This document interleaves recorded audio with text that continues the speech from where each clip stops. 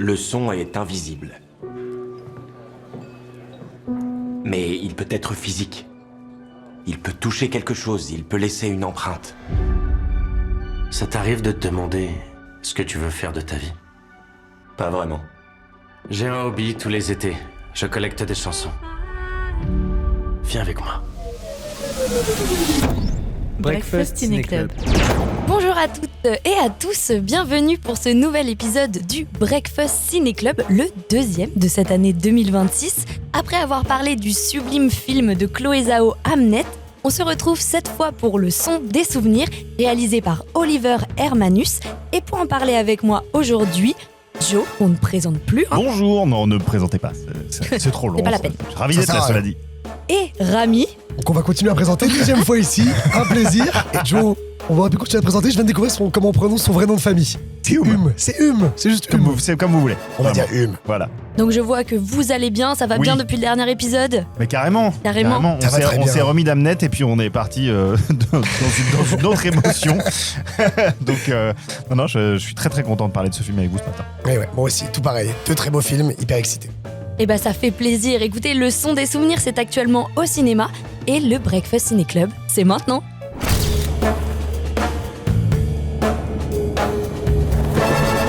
Alors avant de faire un petit tour de table des appréciations de chacun, je voulais recontextualiser un peu le film. Donc le son des souvenirs ou History of Sound en anglais, c'est adapté d'une nouvelle de Ben Shattuck et le film repose sur l'hypothèse que notre premier amour est peut-être notre grand amour, voire notre seul amour. Hypothèse complexe, hein. Hypothèse Hypothèse complexe. La question à tous les deux. qui peut avoir un certain Et, dépressif. Bah oui. Et nous sommes en 1917. Nous suivons à ce moment-là Lionel, qui est interprété par Paul Mescal. Et oui, c'est le retour de Paul Mescal. Ouais, ça faisait longtemps qu'on Il l'avait Bah, pas ça eu. fait depuis Hamnet, dis donc, ça fait longtemps. Il faut hein. qu'on le voit tous les mois où il y a un problème. Moi, j'ai besoin de le voir. Et on aura l'occasion d'en reparler, n'est-ce pas? Bah oui, parce qu'il est dans Super Mario, bien sûr. C'est lui qui Il joue joue Luigi. Donc Lionel, c'est un étudiant talentueux du conservatoire de Boston qui va rencontrer David, qui est lui joué par Josh O'Connor, qui n'est pas non plus un inconnu. hein. Je pense qu'avec Paul Mescal, c'est vraiment les étoiles montantes du cinéma. Je sais pas si vous êtes d'accord avec moi. Absolument. C'était Hollywood Ouais. en tout cas. Il est effectivement. partout, Josh O'Connor, mais dans des très bons rôles. On adore le voir au cinéma. Ouais, Exactement. ils ont tous les deux de bons agents. Ouais. Qui leur trouvent de bons projets dans lesquels s'investir. Et c'est des bien. projets où ils peuvent tourner tous les mois. Ouais. C'est constant. Et ces deux jeunes hommes, du coup, ils vont se rapprocher autour d'une passion commune pour les chansons traditionnelles. Quelques années plus tard, Lionel il va recevoir une lettre de David l'invitant à le rejoindre pour une expédition de collecte de chansons à travers les forêts du Maine. Et à partir de là, ils vont tisser une relation qui les marquera toute leur vie. Alors Rami, est-ce que tu peux nous donner ton ressenti sur le film? Est-ce que t'as kiffé? On commence sur moi. À Ouais. chaud. Bah, À chaud c'est parti, directement. mon vieux. Alors, est-ce que j'ai kiffé? Moi, j'ai envie de dire surtout que le film m'a surpris et qui m'a vraiment conquis. Donc oui, j'ai kiffé, mais d'abord, j'ai envie de dire qu'il m'a surpris. Il m'a surpris parce que j'en avais entendu parler, moi, au Festival de Cannes, où il était en sélection officielle. Il avait été d'ailleurs très bien reçu, mais finalement, je savais pas du tout à quoi m'attendre. Et je découvre en fait cette fresque intime, comme tu l'as dit, une histoire d'amour universelle, sur fond musical, d'une justesse et d'une douceur, franchement, fait du bien. Et la façon dont le réalisateur Oliver Hermanus, qui était déjà aux commandes du très beau film Vivre avec Bill Nighy, je sais pas si vous l'avez vu, Ouais, Non, oui, moi, si, avec Bill Nighy. Ouais, avec ouais, Bill c'est Nighy qui est super. vraiment Ah ouais. super. Je l'ai pas vu. Et bah là, il met en scène une romance qui m'a touché vraiment en plein cœur. Mais tout ça sans forcer, j'ai trouvé, sans chercher à faire un film larmoyant. Oliver Hermanus, il réalise quand même un grand film qui se passe pendant presque 50 ans. C'est un voyage entre les États-Unis, l'Angleterre, l'Italie. Mais ça parvient à garder le cap pour nous parler vraiment du destin de deux hommes. C'est, comme tu l'as dit, une histoire d'amour universelle, mais aussi un film qui, je trouve, nous fait comprendre la puissance de la musique. À travers l'invention de Thomas Edison, le phonographe que je ne connaissais absolument pas. Maintenant, je m'en vante à peu près partout en disant, mais vous connaissez le phonographe? Ça vient du phonographe, tout ça, les amis. Et le phonographe, il permet d'enregistrer une voix pendant qu'on chante. Et les scènes avec le phonographe sont tout simplement des instants que j'ai trouvé, moi, magiques, qui m'ont accompagné bien après la séance. Mention spéciale, les amis, à la chanson Silver Dagger, que je chante parfois dans le métro, comme ça, en pensant à Josh O'Connor. Et puis, c'est surtout deux acteurs brillants, Paul Mescal et Josh O'Connor, impériaux, j'ai envie vraiment de le dire, impériaux, dans un film qui m'a beaucoup rappelé Le Secret de Brokeback Mountain. Et ça, les amis, c'est un énorme compliment. Et un film qui m'a transporté pendant vraiment 2 heures. C'est vrai que c'est un film, t'as l'impression en sortant que t'es ressorti plus intelligent, t'apprends Ouais. des choses et tout. Moi, je te rejoins totalement sur l'aspect musical du film. Et on aura justement l'occasion d'en reparler avec Oh toi, oui. Joe. Hein. Ouais. Immense mélomane du groupe. Mais s'il vous du plaît. coup, en attendant, Joe, toi, qu'est-ce que t'en as pensé? Bah moi, comme vous, j'ai beaucoup aimé le film. J'ai été vraiment très ému par cette relation qui s'écarte du cadre de la romance classique, justement un peu comme dans Le Secret de Brokeback Mountain que tu mentionnais juste avant. Ça nous prend un peu à rebours. Ça s'étale sur des années avec un amour qui se développe surtout en fait dans l'absence de l'autre. Beaucoup plus, parce que tu disais, ça se déroule sur 50 ans. Et en fait, sur ces 50 ans-là, les deux personnages principaux sont beaucoup plus pas ensemble que Ouais. ensemble. Et c'est pas que de l'amour qu'on quête, je suis moi, Non, je non. te fuis, Exactement. c'est une histoire d'amitié et Exactement. d'amour. d'amitié et d'amour, et sur l'impact qu'un amour aussi fugace soit-il peut avoir sur toi Ouais. à travers le temps. Et ça, j'ai trouvé ça vraiment intéressant parce que comment l'autre se développe dans le souvenir des moments qui sont rares finalement, qui ont Exactement. été partagés. Alors, on va bien évidemment en parler de cette romance. Elle est totalement portée par Paul Mescal et Josh O'Connor, Ah oui. tu l'as dit, qui sont encore une fois éblouissants de justesse et qui là vraiment portent le film tous les deux.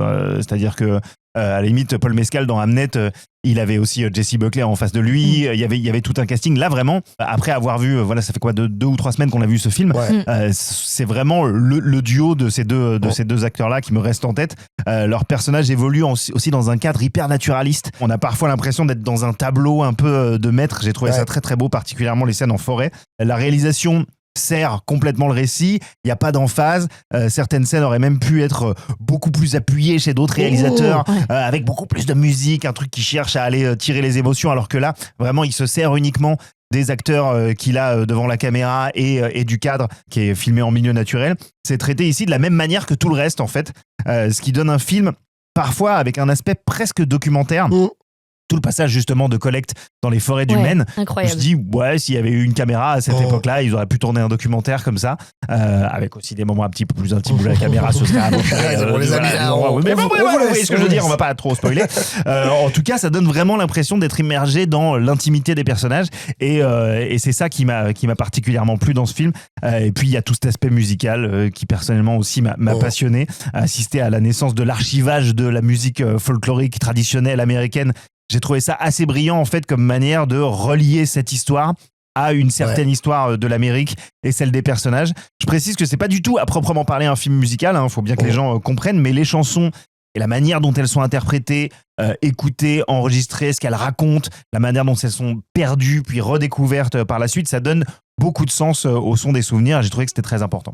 T'as totalement raison, c'est ça qui est brillant Ouais. dans le film, c'est la façon dont il relie la musique sur un petit fond, une petite trame de fond de l'histoire américaine et de la chanson, et le destin de deux hommes qui partagent ça ensemble. Quoi. Complètement. Complètement. Et franchement, je pense que j'ai pas grand chose à ajouter par rapport Mais à ce que donne-nous vous quand même avez ton dit. avis. Mais quand Clélia. même, je vais on vous donner on mon est là avis. pour ça. Moi, je review que Exactement. basé sur toi, j'ai besoin de ton avis. Je vais donner mon avis parce que c'est un film que j'ai énormément aimé. Et je vais pas vous mentir, je pensais pas du tout être touchée à ce point-là. Parce que souvent, moi, les histoires d'amour, c'est pas forcément mon truc. T'aimes pas l'amour, toi. Ouais. Moi, j'ai une tête à pas aimer l'amour. Très solitaire, ouais. Salut Clélia, je déteste l'amour. Voilà, En tout cas, je vais pas énormément en voir des films d'amour. Mais là, ce que j'ai aimé, c'est que ça va beaucoup plus loin qu'une histoire d'amour. C'est carrément un voyage sur toute une vie. On en parlait 50 ans, c'est énorme. Qui commence et se termine avec la musique. Je trouve que ça nous transporte totalement et ça apporte quelque chose justement de très authentique, de touchant et d'universel, comme tu disais. Enfin, ça, c'est clair. Ouais. Et on aura l'occasion d'y revenir. Mais avant ça, je crois que Rami, t'avais très envie de nous parler du casting et de pourquoi ces deux comédiens fonctionnent si bien ensemble. Mais avant, on va s'écouter un petit extrait du film. Allez. Oh, who is this that sits on my grave and will not let me sleep? Elle lui dit de profiter de la vie tant que ça dure, de s'en aller. C'est une bonne leçon. Où as-tu appris cette chanson? En Angleterre, au cours d'un de nos collectages de chansons avec mon oncle. Et pourquoi l'Angleterre déjà? Tu poses beaucoup de questions à une heure si matinale. Bah, je t'ai tout raconté sur moi, mais je sais même pas où t'as grandi, toi. Ah non? Newport. À la mort de mes parents, j'ai vécu chez mon oncle Silas à côté de Londres durant quelques années. J'avais 11 ans, 12 peut-être bien. T'étais orphelin? C'est bien dramatique comme formulation. J'ai été momentanément sans parents, oui. Silas a été surpris par sa toute nouvelle paternité. Il était déterminé à faire mon bonheur. Le devoir, tout ça. Les Anglais ont le sens du devoir. Il a remarqué que je passais toute la journée à chanter des chansons que sa bonne m'avait apprises. J'imagine que c'est elle qui lui a dit que j'arrêtais pas de demander de nouvelles chansons. J'étais un gamin obsessionnel. Extrêmement difficile, sans nombre d'un doute. Je faisais le tour du village et je demandais qu'on me chante des chansons et après je les recopiais. Vraiment gênant. Merci pour cet extrait. Et merci Lala d'avoir vraiment bien, je pense, cerné mon excitation parce que je voulais absolument parler du casting du film. J'ai senti J'avais ça. besoin d'en parler. Quand c'est Paul Mescal plus Josh O'Connor, c'est moi qui vais prendre la parole dessus. Donc on l'a dit, le mois dernier, on parlait déjà du coup de l'incroyable Paul Mescal. Ouais. Et là, on le revoit dans le son des souvenirs, mais cette fois aux côtés de Josh O'Connor, acteur anglais qu'on avait tous découvert dans The Crown, exceptionnel en Prince Charles. Et c'est aujourd'hui, je pense, un des acteurs les plus excitants du cinéma. Et donc ces deux acteurs très en demande. Josh Connor, l'année dernière, il avait carrément 2 films au Festival de Cannes. The Mastermind de Kelly Richard et du coup, Le Son des Souvenirs. Cette année, il était aussi dans À couteau tiré, 3 sur Netflix. Et il sera dans quelques mois l'acteur principal du prochain film de Steven Spielberg. Ouais, ça va. Rien que ça. Ça va, Quand c'est même. pas mal. Il est On occupé. voit Il est quelques- occupé. Ça bosse bien. Ouais. Paul Mescal aussi, il est partout. Donc la question qu'on se pose, c'est comment Oliver Hermanus a-t-il réussi à convaincre ces deux acteurs extrêmement occupés de rejoindre le casting de son film?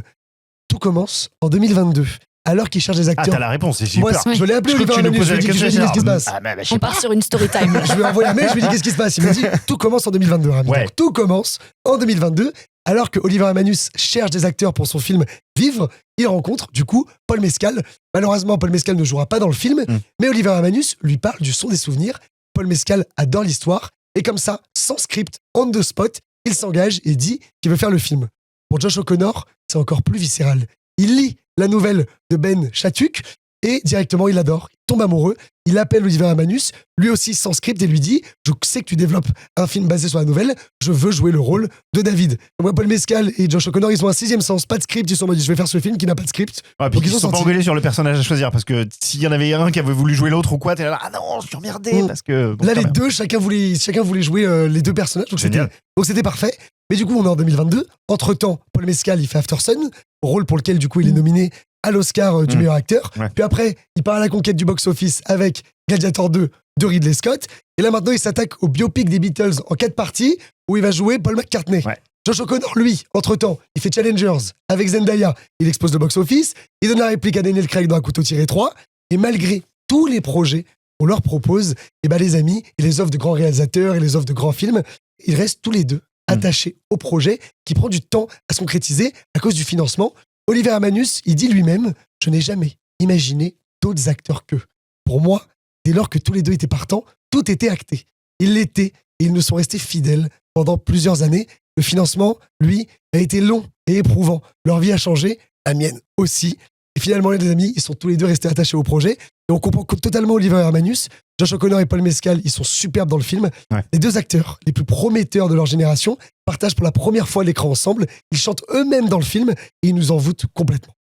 Eh, écoute, c'est vrai. Qu'est-ce qu'on en Non, pense mais à chaud Elle fait. c'est vrai hein, que les moments où ils chantent, moi j'ai trouvé ça magnifique. Ouais. J'ai trouvé ça. C'est très très beau. Il y a eu en plus de l'entraînement et tout, j'y reviendrai, Ouais. mais ils ont vraiment cravaché pour pouvoir en arriver à ce niveau-là, donc c'est Ouais, d'autant bah, plus ils nous touchent, impressionnant. quand ils chantent, on Ouais. sent vraiment leur fort intérieur. Ouais. En tout cas, qu'ils soient restés attachés au projet pendant aussi longtemps avec des carrières qui décollent, Ouais. ça donne le son des souvenirs, un film important. Ouais, mais je pense que même pour Oliver Hermanus, il a dû à la fois flipper quand il a vu à quel point les deux acteurs devenaient bankable. Il s'est dit, il a dû se dire aïe aïe aïe aïe, est-ce que mon projet va tenir? Mais une fois que les deux restent, le financement ne doit plus être le même. Quand il a Ouais. fait Gladiator 2, tu Ouais. vois, Gladiator, ou il y a celui de Challenger, Un couteau tiré derrière ça, Gladiator. t'es là genre ah bah let's go, on finance le film, y a pas de souci. Donc ça c'est cool. Mais la fidélité, je trouve ça cool. Ça montre un amour que les acteurs portent aussi Ouais. aux metteurs en scène.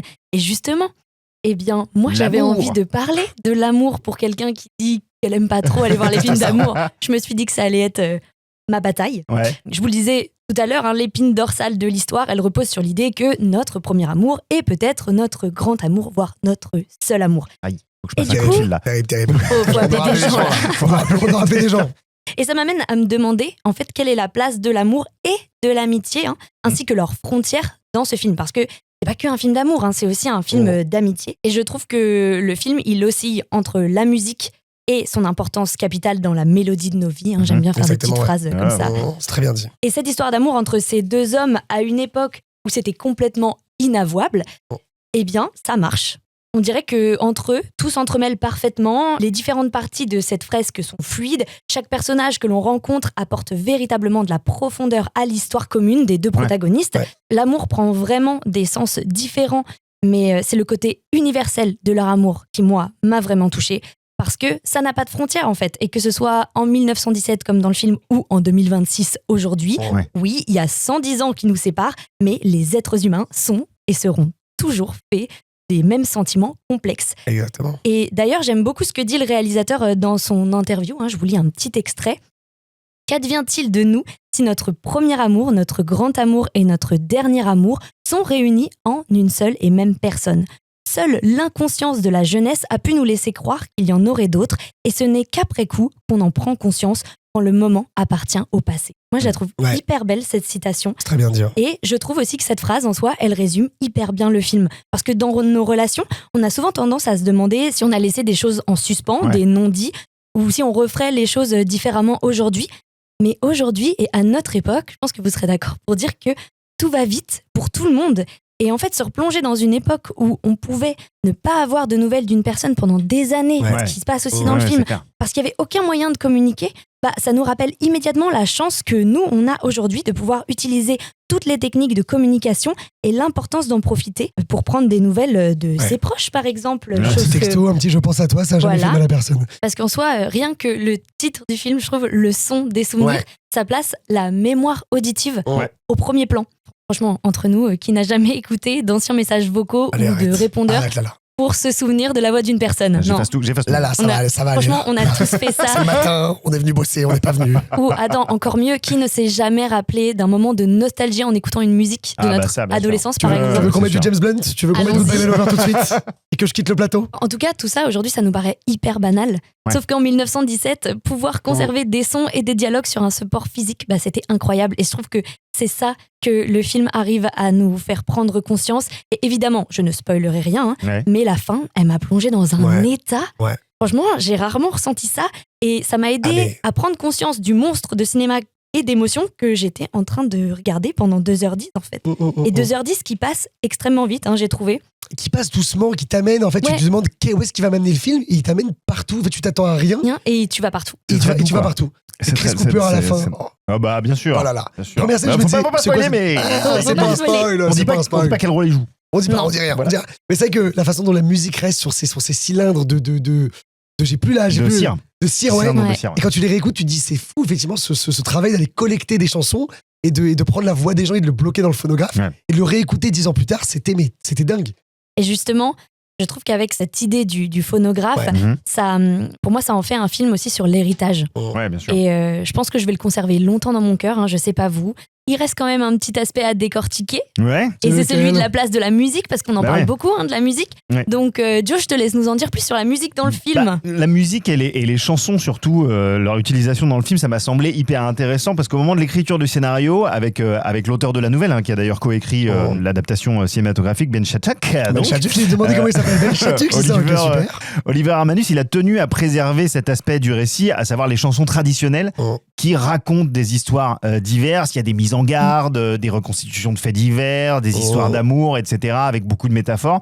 À chaque chanson, il y a un peu une morale ou un sentiment particulier qui est étudié. Et ce sont des chansons qui sont parfois des miroirs de ce que vivent ou ressentent Lionel et David. Et à d'autres moments, ce sont plutôt des instants qui ouvrent leur parcours à celui d'autres personnes qui sont rencontrés au cours de leur voyage dans les forêts du Maine. Je pense particulièrement à ce moment où ils arrivent dans une communauté multiraciale qui est menacée d'expulsion. Génial. Et qui, en plus, on le disait, ça se passe au siècle dernier, ça se passe il y a un siècle, et ça fait quand même pas mal écho à ce qui se passe actuellement. Lionel et Paul, ils sont tolérés par les habitants de cette communauté. Ils enregistrent une chanson qui est pleine de sens lors d'une scène assez magnifique, et puis ils repartent avec ce tiraillement, en fait, entre l'envie d'aider cette communauté et la certitude que ça ne ferait que retarder finalement l'inévitable.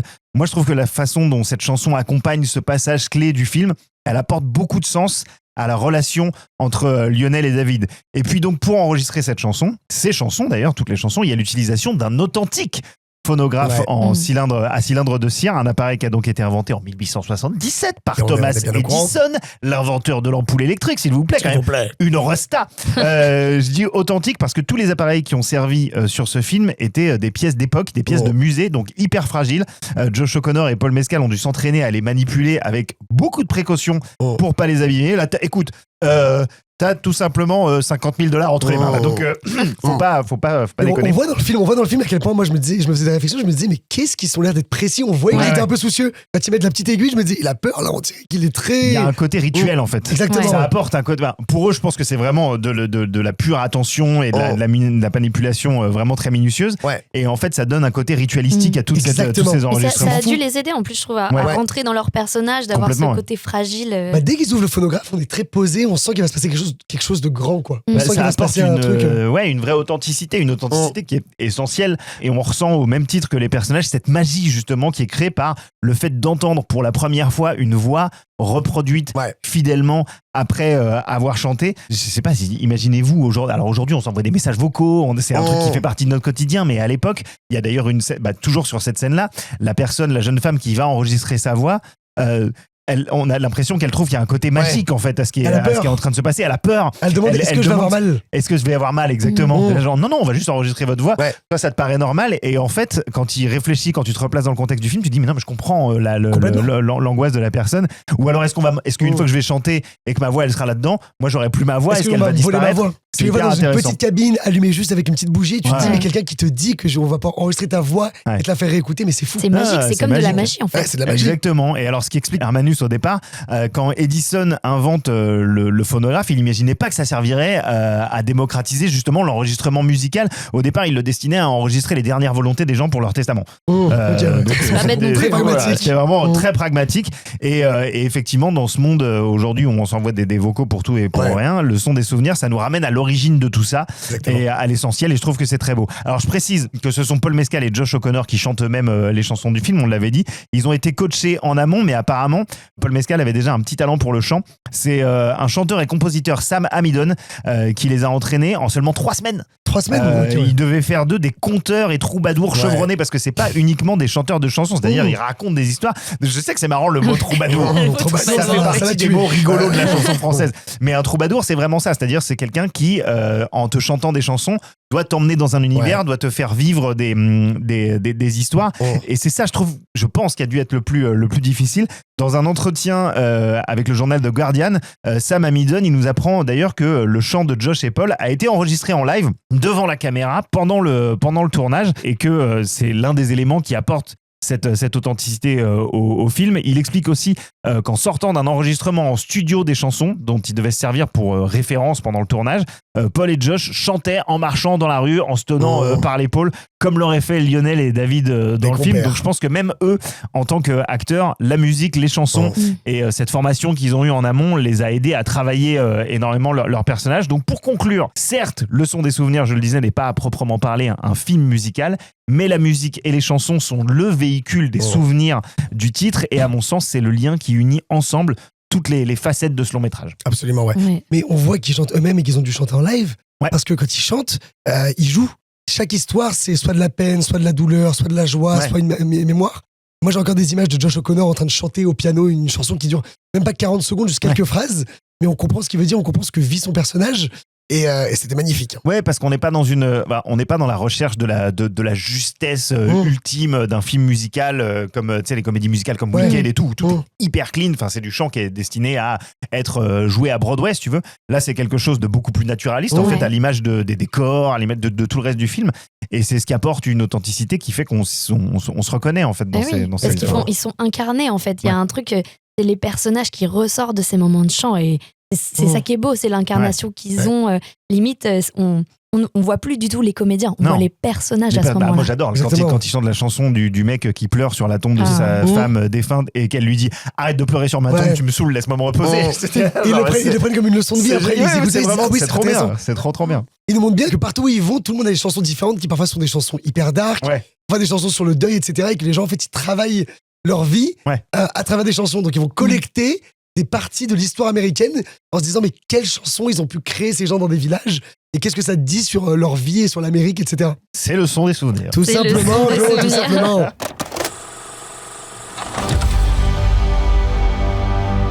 Tu as toute la vie devant toi. Une grande et belle vie.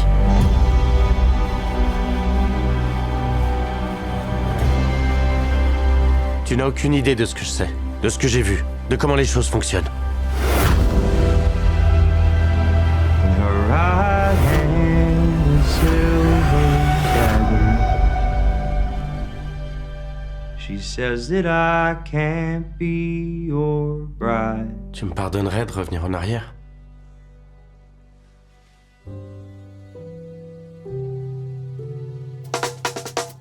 Merci beaucoup les amis, ce nouvel épisode du Breakfast Ciné Club touche à sa fin. C'est déjà terminé. Et oui, Ça c'est passe déjà tellement vite. terminé. Merci à vous tous de nous avoir écoutés. Je vous rappelle que le son des souvenirs, c'est actuellement à voir en salle. Et franchement, allez-y les yeux fermés. Hein. Allez-y. On est tous Mais ouvrez d'accord. les yeux pendant le. Oui, Oui, alors, ça peut oui, pas quand mal. même. Les yeux Et fermés. écoutez, Des belles écoutez aussi, c'est important. Merci aux copains, merci à Joe, merci à Au plaisir. Rami. J'ai déjà très hâte de vous retrouver le mois prochain. Et cette fois-ci, on parlera d'un film que beaucoup d'entre vous attendent. Je sais que cette histoire. Super Mario Mais Galaxy, non la suite de Là, on va Super Mario Bros. complètement Le changer film. Là, ouais, de Paul délire. Mescal n'est Ah pas là. dedans, et là, c'est autre C'est chose. sûr qu'après Hamnet et le Oh. son des souvenirs, là, on va changer de registre, mais Ah ça bien. va être super chouette. Ça va être trop cool. Mais c'est ça le cinéma. Merci beaucoup Lala et bravo pour ta. Attends, Ah, c'est c'est la, sa- c'est sa c'est la première. première fois que tu On a hostes fini cette là-dessus. émission. C'est dingue. Un travail de maître. Je La veux plus que prochaine Joe, fois, je veux plus que Joe Ouais. hoste. Pour Super Mario. Pour Super Ok, Mario, je vais c'est commencer toi. à m'entraîner. Un mois là devant Nintendo, ça va être fait. Non, bah merci à tous de nous avoir écoutés et on se retrouve le mois prochain. Ciao. Ciao. Bientôt. Breakfast Ciné Club.